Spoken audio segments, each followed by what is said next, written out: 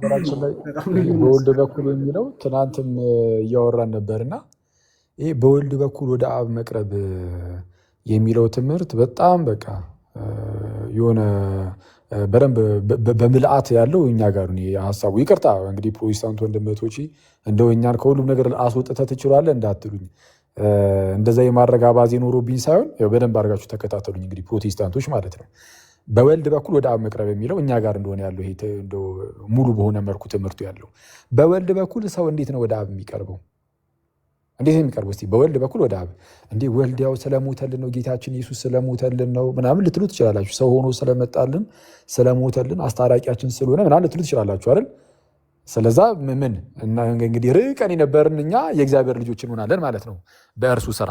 ኤፌሶን ምዕራፍ 2 ላይ እንደተነገረው ሁላችን ምንድነው በአንድ መንፈስ በእርሱ ስራ ወደ አብ መግባት አለን ተብሎ እንደተነገረ፣ ስለዛ ክርስቶስ ይህን ሁሉ ነገር ስላደረገልን ወደ አብ በእርሱ ስራ በክርስቶስ ስራ መቅረብ አለንና ክርስቶስ ይህንን ሁሉ ስራ ስለሰራልን ነው በደሙ ነው የምንቀርበው ልትሉ ትችላላችሁ። እዚህ ድረስ ትክክል ነው። በክርስቶስ በደሙ መቅረብ በክርስቶስ ስራ መቅረብ ምናምን የሚሉ ንግግሮች እነዚህ ትክክል ናቸው። መጽሐፍ ቅዱስ ላይ አሉ። እዛው ኤፌሶን ምዕራፍ 2 ላይ በደሙ ቀረባችሁ ይላችኋል። ርቃችሁ የነበራችሁ እናንተ በደሙ ደግሞ ቀረባችሁ ይላልና ትክክል ነው። ግን ከሰው የሚጠበቅ ነገር የለም ወይ? አለ አይደል? ኦፍኮርስ አለ። አንዳንዶች ይሄ የመጀመሪያዎቹ እነ ሉተር እነ ካልቪን ምናምን ነፃ ፈቃድንም ስለተቃወሙ እነሱን ተዋቸውና አትሊስት ግን ጴንጤ ወንድመቶቼ አንድ ሰው ቢያንስ ማመን የለበትም ይህን ነገር ለማግኘት አስቀድሞ ማለት ነው። አስቀድሞ ከእርሱ ያ ሰው ወንጌልን ሰምቶ አይ በቃ አሜን እሺ ብሎ መፈለግና መፍቀድ ከዛ አሜን ብሎ መቀበል አለበት የለበትም? አለበት ብላችሁ እንደምትመልሱ መቼስ አልጠራጠርም። እምነትማ ያስፈልጋል ማለታችሁ አይቀርም። ግን እምነት ብቻ ግን አይደለም የሚያስፈልገው፣ ጥምቀት ያስፈልጋል። ለምሳሌ ኧረ አያስፈልግም ትሉን እንዴት እንደሚያስፈልግ ላሳያችሁ። በወልድ ስራ ወይም በክርስቶስ ኢየሱስ ስራ ወደ አብ የምትቀርቡት ከክርስቶስ ጋር አንድ በመሆን ነው። ባጭሩ ክርስቶስ የእግዚአብሔር ልጅ ነው። እንደምታውቁት ርቃችሁ የነበራችሁ እናንተ ርቀን የነበርን እኛ መተን ከክርስቶስ ጋር አንድ ስንሆን ክርስቶስ የእግዚአብሔር ልጅ ስለሆንን ርቀን የነበርነው እኛም በክርስቶስ በኩል የእግዚአብሔር ልጆች እንሆናለን። ተመልከቱ ጋይዝ፣ ክርስቶስ የእግዚአብሔር ልጅ ነው። እኛ ደግሞ ሩቆች ነን፣ የሞትን ነን። ሩቅ የነበርነው እኛ የእግዚአብሔር ልጆች የምንሆነው የእግዚአብሔር ልጅ በሆነው በክርስቶስ በኩል ነው ብለናል። ሰው እንዴት ነው ይህንን ልጅነት የምናገኘው ከተባለ ከክርስቶስ ጋር ስንት በመሆን አንድ በመሆን ልክ ከጌታ ጋር ይሄ የእግዚአብሔር ብቸኛ ልጅ የተባለው የእግዚአብሔር አንድያ ልጅ የተባለው ክርስቶስ ጋር መተህ ስትጣበቅ ወይም ከእርሱ ጋር አንድ ስትሆን በክርስቶስ በኩል የእግዚአብሔር ልጅ ትሆናለህ። በክርስቶስ በኩል ወደ እግዚአብሔር ቀረብክ። አየው፣ ክርስቶስ ሕይወትን የሚሰጥ ነው። ክርስቶስ ለዓለም ሁሉ የሚያበራ ነው ተብሏል። ዮሐንስ ወንጌል ምዕራፍ 1 ቁጥር 5 ተመልከቱት። ስለ ብርሃን ሊመሰክር ስለመጣው ስለዛ ስለ ዮሐንስ ስለ መጥምቁ ዮሐንስ ይናገራል። እርሱ ስለ ብርሃን ሊመሰክር መጣ እንጂ እርሱ ግን ብርሃን አልነበረም፣ እርሱ ራሱ ግን ብርሃን አልነበረም ይላል። ለሰዎች ሁሉ የሚያበራው እውነተኛው ብርሃን ግን ወደ ዓለም ይመጣ ነበረ ተባለ። ለሰዎች ሁሉ የሚያበራው እውነተኛው ብርሃን የኔና የእናንተ ጌታ መድኃኒታችን ኢየሱስ ክርስቶስ ነው። ሰው እርሱ ብርሃን ሆኖ ተገለጠ። ስለዛ አሁን ሰው ከጨለማ ወደ ብርሃን ለመምጣት ከክርስቶስ ጋር አንድ መሆን አለበት። ከክርስቶስ ጋር አንድ ሲሆን ይህንን የክርስቶስን ብርሃን ኢንጆይ ማድረግ ይጀምራል። በዚህ በክርስቶስ ብርሃን ውስጥ መመላለስ ይጀምራል። የክርስቶስን ብርሃን የሚያገኘው እንዳልኳችሁ ከጌታ ጋር አንድ የሚሆን ከሆነ ነው። ስለዛ ከዛ ከድቅድቅ ጨለማ ወደሚደንቀው ብርሃኑ የሚመጣው አንድ ሰው ከዛ ሞት ወደ ሕይወት የሚመጣው ከዛ ሩቅነት ወደ እግዚአብሔር ልጅነት የሚመጣው ይህን ሁሉ ነገር የሚያገኘው ከኢየሱስ ጋር ስንት በመሆን ነው? አንድ በመሆን። ከክርስቶስ ጋር አንድ የመሆን መንገድ እንዴት ያለ ነው የሚለውን መጽሐፍ ሲናገር እዚህ ላይ በጣም ክሪስታል ክሊር ነው መጽሐፍ እዚህ ጉዳይ ላይ አያሻማም። ራሱ በተለይ ጳውሎስ በተደጋጋሚ ይነግሮናል። ሮሜ ምዕራፍ 6 ቁጥር 3ን ተመልከቱት። ወይስ ከክርስቶስ ኢየሱስ ጋር አንድ ትሆኑ ዘንድ የተጠመቃችሁ ሁሉ ከሞቱ ጋር አንድ ትሆኑ ዘንድ ተጠመቃችሁ አታውቁም? ምን ይላል? ከክርስቶስ ጋር አንድ ትሆኑ ዘንድ ምን ያደረጋችሁ? የተጠመቃችሁ። ከክርስቶስ ጋር አንድ ስለሆናችሁ የተጠመቃችሁ አይልም። ከክርስቶስ ጋር አንድ ስለሆናችሁ የተጠመቃችሁ ሳይሆን ከክርስቶስ ጋር አንድ ትሆኑ ዘንድ ለመሆን ማለት ነው። ከክርስቶስ ጋር አንድ ለመሆን የተጠመቃችሁ። በገላትያ ምዕራፍ 3 ቁጥር 27 ላይም ከክርስቶስ ኢየሱስ ጋር አንድ ትሆኑ ዘንድ የተጠመቃችሁ ሁሉ ክርስቶስን ምን ብላችኋል? ለብሳችኋል። ክርስቶስን የለበሱት የተጠመቁ ናቸው። የተጠመቁት ደግሞ ከክርስቶስ ጋር ስንት ለመሆን? አንድ ለመሆን። ሰው ሲጠመቅ ከሆነ ከጌታ ጋር አንድ የሚሆነው ከጌታ ጋር አንድ በመሆኑ ውስጥ ከሆነ ደግሞ ወደ አብ መቅረብ ያለው እንግዲያውስ በወልድ በክርስቶስ ኢየሱስ ወደ አብ መቅረብ የሚገኘው በዚህ በታላቅ ምስጢር ውስጥ ነው። በዚህ በጥምቀት ውስጥ ነው። በዚህ በጥምቀት ውስጥ ነው። ሰው በክርስቶስ ወደ አብ መቅረብ በወልድ ወደ አብ መቅረብ ውስጥ ምን አለ? ለምሳሌ ጥምቀት አለ። ፕሮቴስታንቱ ጋር ስትሄዱ ደግሞ ለምሳሌ ጴንጤ ወንድምነቶቼ አይ ጥምቀት ምንም ከጌታ ጋር እንደምንሆንበት አይደለም የምንድንበት አይደለም የሚል ትምህርት አላችሁ እንደምታውቁት። ስለዛ የምትድኑበት ካልሆነ ከጌታ ጋር የምርም አንድ የምትሆኑበት ካልሆነ እንግዲያውስ በክርስቶስ በኩል ወደ አብ መቅረብን እስካሁን አላገኛችሁም፣ አታገኙምም። በእንደዚህ አይነት እምነት ውስጥ አይገኝም። ምክንያቱም የሚገኘው በዚህ ሲሆን ይህንን ደግሞ ክዳችሁታል። ያለ እምነት ደግሞ አታገኙትም። የምትክዱትን ነገር አይሰጣችሁም እግዚአብሔር እየካዳችሁት እንደዚሁ የሚሰጥ አይደለም። እምነት ግዴታ ነው። ያለ እምነት ደስ ማሰኘት አይቻልም ተብሎ እንደተነገረ በዕብራውያን ምዕራፍ 11 ቁጥር 6 ላይ ቁጥር 4 ቁጥር 4 ወይ ቁጥር 6 ላይ እና ያለ እምነት የሚሆን ነገር የለም። ስለዛ በክርስቶስ ወደ አብ መቅረብ የሚለው ከዚህ አንጻር ላይ ይገባል። ያ ቀጥሉ።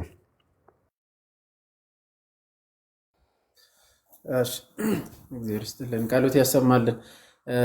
ኬብስ ማለት በዚህ ላይም አሁንም በድጋሚ እንዳይረሳ ማለት ነው። ብዙ ጊዜ ቅድምም አንስተሃል እና ሉተራኖች ቅዱስ ቁርባንና ጥምቀትን ያው እንደ እንትን ሊቀበሉ ይችላሉ እና እዛት ቫሊድ ማለት ቫሊድ መሆኑና አለመሆኑስ አይወሰንም ወይ?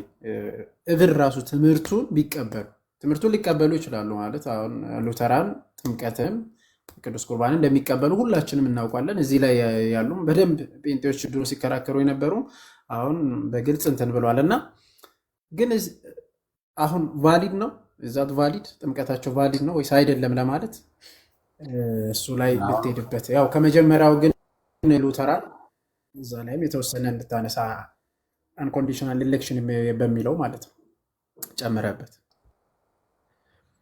አሁን እንግዲህ ሉተራኖቹ ሁለቱን ሚስጥራት ቢቀበሉም ጥምቀትና ቅዱስ ቁርባንን እንቀበላለን ብለው ቢናገሩም ማለት ከድህነት አንጻር ማለት ነው። ጥምቀትን ምናምን ሁሉም ጴንጤውም እናጠምቃለን የሚለው እሱማ፣ ግን ከድህነት አንጻር ግን የሚቀበሉት ሉተራኖቹ ይቀበላሉ፣ አንግሊካኖቹ እንደዚሁ ይቀበላሉ። ኤንዌይስ ጥምቀትና ቅዱስ ቁርባንን ቢቀበሉም እና ጴንጤዎቹ ደግሞ ጥምቀትና ቅዱስ ቁርባን ባይቀበሉም ግን ሉተራኖቹ ቀደም ብሎ እምነት ላይ ይክዳሉ። እምነት የሚለው ኮንሰፕት ላይ ማለት እምነት የሚለው ላይ ከምን አንጻር የሚለውን አብራራለሁ። ግን ጴንጤዎች የተሻሉ ናቸው ከሉተራኖቹ እምነት የምትለዋ ላይ ያስቀድሞ ማለት ነው። እምነት የምትለዋ ላይ ከሉተራኖቹ ጴንጤዎቹ ደግሞ የተሻሉ ናቸው። እዚህ ላይ እንዴት ያላችሁኝ እንደሆነ ሉተራኖቹ የሚሉት እንዴት ነው? አንድ ሰው ወንጌል ሲሰበክለት ሰምቶ ማመን አይችልም ነው የሚሉት። በቃ እንደዚህ ደምድሞታል። ማንም ሰው በቃ ማመን አይችሉም። ታዲያ ምንድን ነው የሚደረገው? ዳግም የሚወልድ ምንድን ነው? የእግዚአብሔር መንፈስ ወደ እሱ መጥቶ ዳግም ይወልዷል። መጀመሪያ ያንን ሰው ገና ሳያምን ማለት ነው። ሳያምን ምን ሳይል የወንጌል ቃል እየተሰበከለት ይላሉ። ቃሉን ሲያዳምጥ በዛ በቃሉ በኩል ወይም ደግሞ ሚስጥራት ሲፈጸሙ ጥምቀት ሲጠመቅ ለምሳሌ አንድ ሕፃን ልጅ ሊሆን ይችላል ወይ ትልቅ ሰው ሊሆን ይችላል። ወይ ሲጠመቅ ወይ ደግሞ ቃሉን እየሰማ እያለ ማለት ነው። ወንጌል እየሰማ እያለ በዛው እስከ ሁለቱ በአንዱ ይጠቀምና የመንፈስ ቅዱስ መሳሪያዎች ይውሏቸዋል። እነዚህም ሄዶ ሰውየውን ዳግም ይወልዷል። ሳያምን ነው ልክ ዳግም ይወልዷል። ወይም ደግሞ ይለውጠዋል። ያንን ሰው ይለውጠውና ምን ያደርገዋል? እንዲያምን ያደርገዋል ይላሉ። አየህ፣ ነፃ ፈቃድ የለንም ብለው ስለሚያምኑ ሰው ነፃ ፈቃድ ስለሌለው ይላሉ። ሰው ነፃ ፈቃድ ስለሌለው ማመን አይችልም። ማመን ስለማይችል ሁሌም ቢሆን ለእግዚአብሔር ነገር ተቃራኒ ስለሆነ አጌንስት ስለሆነ ምንድነው ማለት ነፃ ፈቃድ የለውም ሲባል ግን በድግ ብላችሁ ደግሞ እንዴ ታዲያ አሁን ለምሳሌ እዚህ ጋር ስታወራም ነፃ ፈቃድ የለህም ማለት ነው ምናምን ብላችሁ እንዳትጠይቋቸው። እሺ፣ ነፃ ፈቃድ የለንም ሲሉ ስፒሪቹዋል ለሆነው ነገር ነው፣ ለመንፈሳዊው ነገር፣ ለእግዚአብሔር ለሆነው ነገር። በተለይ በሉትራኑ ሳይድ እንደዛ ነው። ለመንፈሳዊው ነገር፣ ለእግዚአብሔር ለሆነው ነገር ነፃ ፈቃድ የለንም። ይህ መብላት፣ መጠጣት፣ ማረስ፣ አለማረስ ምናምን ላይ ሊሆን ይችላል። ይህንን እነሱም ለይተው አብራርተዋል። በእርግጥ በእምነት መግለጫዎቻቸው ላይም በፎርሙላ ኦፍ ኮንኮርድ ላይም ምናምን ይሄ አለ። ኤፒቶሙ ላይም ሶሊ ዲክላሬሽኑ ላይም አለ እንደዚህ የሚመስል ነገር። ኤንዌይስ ግን ትልቁ ቁም ነገር ምንድን ነው? ለመንፈሳዊው ነገር ግን ሰው ለመዳን ግን ነፃ ፈቃድ የለውም። ሁሌም ቢሆን ይላሉ ምላሹ ኔጌቲቭ ነው፣ መጥፎ ነው። በቃ ከእግዚአብሔር ጋር የተገናኘ ነገር መንፈሳዊ ነገር ከሆነ ሁሌም የሰው ምላሹ ክፉ ብቻ ነው እንጂ አንድም መንፈሳዊ መልካም የለውም። ስፒሪቹዋል ጉድ የሆነ ነገር መንፈሳዊ መልካም ነገር ጭራሽ ከሰዎች አይገኝም ሳይድን በፊት ይላሉ። ስለዛ እንደዛ ከሆነ ታዲያ ሰው እንዴት ይዳን? የወንጌል ቃልም እየሰማ ሰውየው በቃ እምቢ ማለት ነው ስራው፣ አልፈልግም ነው የሚለው። ምክንያቱም በቃ አጌንስት ነው ለእግዚአብሔር ነገር። ሁሌም ይሄ አንዳንድ ጥቅሶች አሉ የሚጠቅሷቸው ምናምን፣ እነሱን ወይ ነገር ስገባ ይሄድባቸዋሉ። ምንድነው ለፍጥረታዊ ሰው የእግዚአብሔር መንፈስ ነገር ሞኝነት ነው ሊቀበሉ አይችልም እና ምናምን የሚሉ ይሄ በሁለተኛ ቆሮንቶስ ላይ ያሉ ቃላትን ሮሜ 8 ላይ እንደዚሁ ምንድነው በቃ እንደው የተወሰኑ ነገሮችን እንትን ይላሉ ይጠቃቅሱና በቃ ስለዛ ምንም ሊቀበሉ አይችልም ምናምን ብለው ይዘጉታል ማለት ነው። ይዘጉታል። እንደዛ ከሆነ ሰው እንዴት መዳን ይችላል? ያው እናንተ ከእምነት እንደሚጀምር ድህነት ምናምን ስለምታውቁ ታዲያ እንዴት ሊድን ነው ብላችሁ ልጠይቁ ትችላላችሁ። ግን እነሱ ጋር ስትሄዱ ድህነት ከእምነት አይጀምርም። እነሱ ጋር ስትሄዱ ድህነት ከሰው ማለት ከእምነት አይጀምርም። ሲዝ ከእግዚአብሔር ሳይድ ያለው ያው ለእኛ ልጁን ኢየሱስ ልኮልናል። ክርስቶስ ለሁላችንም ሞቷል። አሁን ይጣራል። እመኑብኝ ዳኑ ነው አይደለም? እናንተ እንደዛ ነው የምታውቁት። ግን እነዚህ ሰዎች ግን ሉተራኖቹም ካልቪኒስቶቹም በተመሳይ ሁለቱም ተመሳይ ናቸው። እዚህ ጉዳይ ላይ ቶታል ፕራይቬቲ ላይ ሁለቱም ተመሳሳይ ይሁኑና ምን ይላሉ? አይ በቃ ሰዎች ነፃ ፍቃድ ስለሌላቸው ለመንፈሳዊ ነገር ደግሞ ጥሩ ምላሽ ሊሰጡ ስለማይችሉ ጭራሽ ንስሐ ገብቶ ሊመለሱ በፍጹም ስለማይችሉ ሙሉ በሙሉ ስለሞቱ እግዚአብሔር መንፈሱን ይልካል ወደሆኑ ሰዎች ማለት ነው። ይልክና ወደ ተወሰኑ ሰዎች ከላከ በኋላ እነሱን ይለውጣቸዋል። ያ መንፈስ ሄዶ ሳያምኑ እኮ ነው፣ ሳይፈልጉ ያለ ፍላጎታቸው ያለ እምነት ይለውጣቸዋል። ኮንቨርዥን መለወጥ፣ ሪጀነሬሽንም ይለዋል። የሉትራኑም ሪጀነሬሽን እያለ ያስቀምጧል። ዳግም ከመወለዱ በፊት የሰው ልጅ ነፃ ፈቃዱ የሞተ ነው የሚሉ የነሱ ትምህርታቸው ጠቅላላ የሉተራኖች ማለት ነው። ስለዛ ዳግም ይወልዳቸዋል። ያ መንፈስ ሄዶ ዳግም ይወልዳቸዋል፣ ይለውጣቸዋል። ከዛን ምን እንዲያደርጉ ያደርጋቸዋል? እንዲያምኑ ያደርጋቸዋል። እምነትንም የሚሰጣቸው ራሱ ነው። እነሱ ማመን አይችሉማ። ዳግም እንዲወለዱ ያደርጋቸዋል፣ እምነትን ይሰጣቸዋል። ከዛ በኋላ በቃ እንደዛ እያለ ይሄዳል። ጴንጤውን ግን እዚህ ጋር ብትጠይቀው ምናልባት ምን ብሎ ሊመልስ ይችላል? አይ በቃ ነፃ ፈቃዳችን አለ፣ የወንጌልን ቃል እንሰማለን፣ ከዛ በኋላ አሜን ብሎ የተቀበለ ይድናል ብሎ ሊነግር ይችላል። እንደዚህ ካሉ ጴንጤዎች ትክክል ናቸው፣ ሉተራኖች ስህተት ናቸው ማለት ነው። ከዚህ አንጻር ጴንጤ ከሉተራን የተሻለ ነው። እዚህ ትምህርት ላይ ጴንጤ ከሉተራን ይሻላል። ከዛን አለፍ ብለህ ስትሄድ ነው ደግሞ በጥምቀት ውስጥ የእግዚአብሔርን ጸጋ እንቀበልም ደግሞ ብሎ ደግሞ ጴንጤው ሙሉ በሙሉ ሲክድ፣ ሉተራኑ ደግሞ አይ በጥምቀት የእግዚአብሔርን ጸጋ እንቀበላለን ይላሉ። የእግዚአብሔርን ጸጋ እንቀበላለን ይላሉ። ያኔ ደግሞ ሉተራኖች በእጅጉ የተሻሉ ይሆናሉ ማለት ነው። ቅዱስ ቁርባን ላይም እንደዚሁ። ታዲያ ግን ሉተራኖች ምንም እንኳን ጥምቀት ለድህነት ነው፣ ቅዱስ ቁርባንም ልክ እንደዚሁ እውነተኛ የጌታ ስጋና ደም ነው ምናምን ቢሉም ሳክረመንቱ ቫሊድ ይሆናሉ? አይሆንም። ቫሊድ የሆነ ሳክረመንት የሚኖረው በቤተ ክርስቲያን ውስጥ ነው። ሳክረመንቶቹ ቫሊድ የሚሆኑት እውነተኛ የሆኑ ጳጳሳት በተገኙበት በዛ ነው። ስለዛ የሐዋርያዊ ቅብብሎሹን ጠብቆ ከጥንት ጀምሮ የመጡ እነዛ ምንድነው በዛች ቤተክርስቲያን ውስጥ የስ ቫሊድ የሆነ ሳክረመንት ይኖራል። ግን ያለ አፖስቶሊክ ሰክሴሽን ያለ ሐዋርያዊ ቅብብሎች ብድግ አድርገ ጥምቀት ያድን አላው እያልክ ስታጠምቅበት ውል አይታወቅም። ይሄ ድንገት ዋተር ዴይ አክብረ ልትለያይ ትችላለህ። እንደ አደገኛ ምንድነው ሚስጥሩን ፈጸምን ብለ ከዛ በኋላ ግን እንዳልኩ ዋተር ዴይን አክብረ ምንድነው አንድ ፓስተር የሆነ ጊዜ ላይ ሲናገር አልነበረ? ምን ነበር ያለው? የጥምቀት ሰዓት ነው እያጠመቃቸው ምንድነው ከእናንተ መካከል አንዱ ምን አለ አለና ረጠብ ያለ ራስ ያለ ነገር ቆንጆ ነው ጥሩ ነው ምናምን ነገር አለ። በቃ እንደዛ ብቻ ነው ልታደርግ የምትችለው። ራስ ብለህ ረጠብ ብለህ ትወጣለህ። እና ያው ያለው አማራጭ እሱ ነው የሚሆነው። ስለዛ ቫሊድ ሊሆን አይችልም ነው ባጭሩ።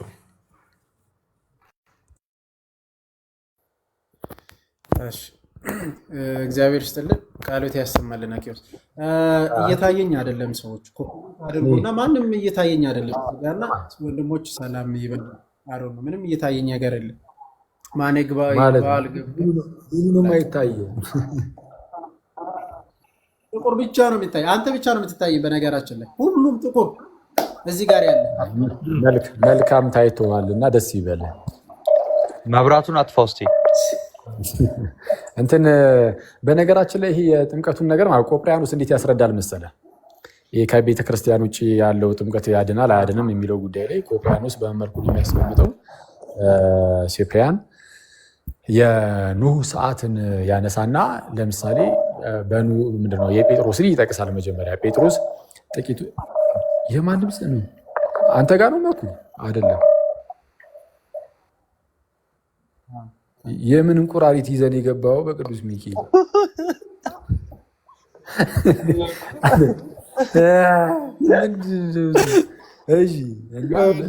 ካርድ ሊዘጋ ነው። ሚዩት እኮ ነው የሚለው ያንተ ግን ይሰማል። ተመልሶ ሚዩትን አጥፍተህ ተመልሰው የሚጠርዩ እና ምንድነው እንትን ይላል ቆጵርያኖስ ቅዱስ ጴጥሮስ የተናገረውን ያነሳና ጥቂቶች ማለትም 8 ነፍስ በውሃ የዳኑበት መርከብ ሲዘጋጅ የሚለውን ያነሳና ጥቂቶች ማለትም 8 ነፍስ በውሃ የዳኑበት መርከብ ሲዘጋጅ ይላል። አንደኛ ጴጥሮስ ምዕራፍ 3 ላይ ማለት ነው። 8 ነፍስ የተባለው የነ ኖህ ማለት ነው። ኖህ ሚስቱ 3 ልጆቹ ሴም ካም ያፌት እና የሶስቱ ልጆች ደግሞ 3 ሚስቶች አሉ። ኤኒዌይስ በአጠቃላይ 8 ነፍሳት ናቸው። 8ቱ ነፍሳት በውሃ የዳኑበት ምን ሲዘጋጅ? መርከብ ሲዘጋጅ ብሏል። መርከብ አለ፣ ውሃ አለ፣ 8 ነፍሳት አሉ። 8ቱ ነፍሳት የዳኑት በውሃ ነው ብሎናል። ከዛ ደግሞ መርከቡ አለ እና ቆጵርያኖስ ይህንን ይዝና ምን ይላል መሰላችሁ? ጥምቀት ምሳሌ ሆኖ አሁን ያድነናል ይላል እና የውሃ ማለት ጥምቀት ምሳሌ ሆኖ አሁን ያድነናል ይላል። ያኔ በነ ኖህ ሰዓት ውሃው አዳናቸው የተባሉት የት ውስጥ ያሉትን ነው? መርከብ ውስጥ ያሉትን። ልክ እንደዚህ ሁሉ አሁንም ጥምቀቱ የሚያድናቸው የት ያሉትን ይላል? ቤተ ክርስቲያን ያሉትን። መርከቢቱ የቤተ ክርስቲያን ምሳሌ ናትና እያለ ያስቀምጣል። እና ልክ እንደዛ ማለት ነው እና እስቲ ጋዲና ዮባም ምናምን መጥተዋል። ሰላም ይበሉንና ከአዶሽ የምትለው ነገር ካለ እንቀጥላለን። ፍትህ ለቃዶች ሰላም ይበሉን ድምጻቸውን።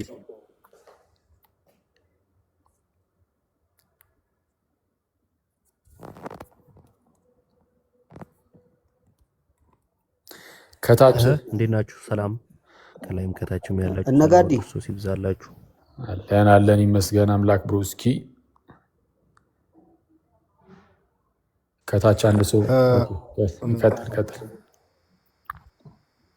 እንዴት ናችሁ? ሁላችሁም ገስት ላይ ያላችሁ ሰዎች፣ ታችም ያላችሁ መኩዚ፣ አኪዮስ፣ ዮሐዴ፣ ናቱ፣ ተፈጸመ ሚል፣ አንተሽ፣ ቃዶሽ፣ ዮባ፣ ታችም ያላችሁ ክርስቲያን ወንድሞች እናቶች ሁላችሁንም ሰላም ብያለሁ። እንዴት ዋላችሁ?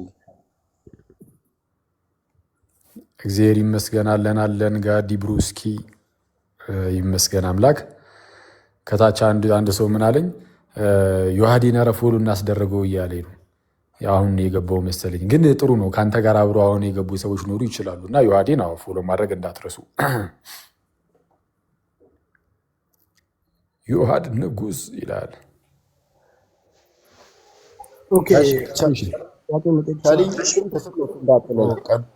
መኩ ግን እኮ ጋይስ ስታክ አድርጓል። መኩ ስታክ አድርጓል። ፖዝ ላይ ነው እንዳይዘረግፈና ይህ ጭስ። ይቅርታ አኬን ሰላም ማለት እችላለሁኝ? እሺ ሰላም ለአንተ ወዳጅ፣ እንዴት አለ? አኬ በጣም ነው የምወድህ፣ እጅግ በጣም የፕሮቴስታንት እምነት ወይም የጴንጤ እንደምትሉት ብሆንም ግን በትምህርቶች እጅግ በጣም የምታነጽበት እንደሆነ ልገልጽልህ እወዳለሁ። ከዛሬ 25 ዓመት እንዳንተ ያለ ሰው ባገኝ ኖሮ ጴንጤ ባልሆንኩ ነበርኩ እያልኩ ነበርና ዛሬ 25 ዓመት ነው እንግዲህ ወደዚህ መጣሁት እና እጅግ በጣም በትምህርትህ እኮራለሁና ትምህርቶች በአጠቃላይ በእውነት የሚያቀራርብና እኔ እንጃ ምን እንደምል አላውቅም። የዛሬ 25 ዓመት ነው እኔ ወደ ጌታ ወደዚህ መጣሁት እና አሁን ግን በቃ አንተ ትምህርቶች በጣም ቤዝ ያላቸው ናቸውና ይሄንን ለማለት ነው የምፈልገው። ከዚህ የተነሳ ግን አንዲት ጥያቄ ቢፈቀድልኝ በእግዚአብሔር በፍቅር ጠይቃቸዋለሁ።